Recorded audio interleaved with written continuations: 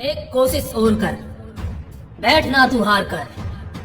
तू है पुजारी कर्म का, थोड़ा तो इंतजार कर। कोशिश करने वालों की कभी हार नहीं होती। ये लाइन हम बचपन से सुनते आए हैं और ये लाइन वाकई में यही बयान करती है कि कोशिशें कभी रोकनी नहीं चाहिए।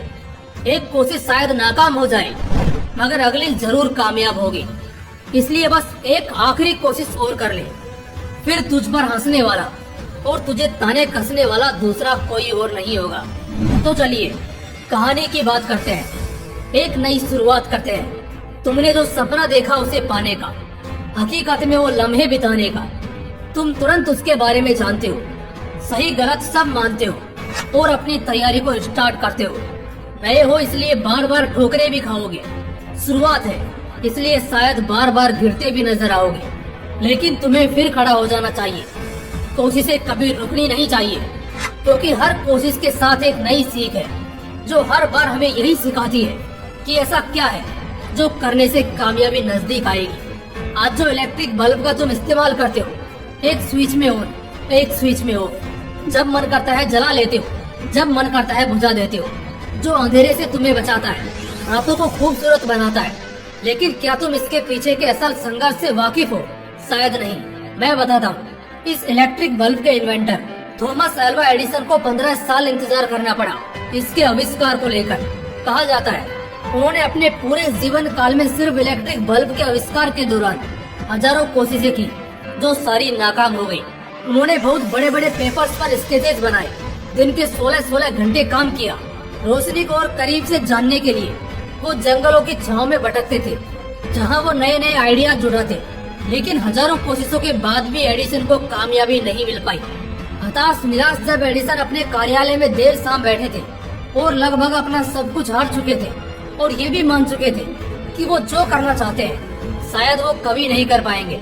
जब वो सारा सामान रैपअप करने लैब में आखिरी बार गए तो उस वक्त उन्हें बड़े से इलेक्ट्रिक मीटर पर हल्की सी वाइब्रेशन महसूस हुई, जिसका मतलब था कि करंट पास हो रहा है। तभी अचानक उनके दिमाग में ख्याल आया कि अगर उनका ये मिशन असफल रहा तो उनके इस जीवन का कोई मूल्य नहीं रहेगा।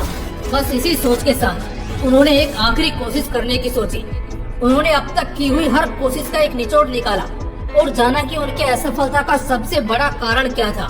और इन सब के बाद उन्होंने एक आखिरी कोशिश की और उसी कोशिश के कारण आज हम अपने घरों में लाइट बल्ब का इतनी सुविधा से इस्तेमाल कर पा रहे हैं। जरा सोचकर देखिए, अगर एडिसन ने वो आखिरी कोशिश नहीं की होती तो आज भी हम दिए जलाकर ही जिंदगी जी रहे होते। और दूसरी बात कि सबसे बुरा खुद एडिसन के साथ होता, क्योंकि अगर उन्होंने इस आखिरी कोशिश को अंजाम नहीं दिया होता तो उनकी पिछली सारी कोशिशें जितनी उन्होंने अब तक की थी वो सभी नाकाम हो जाती।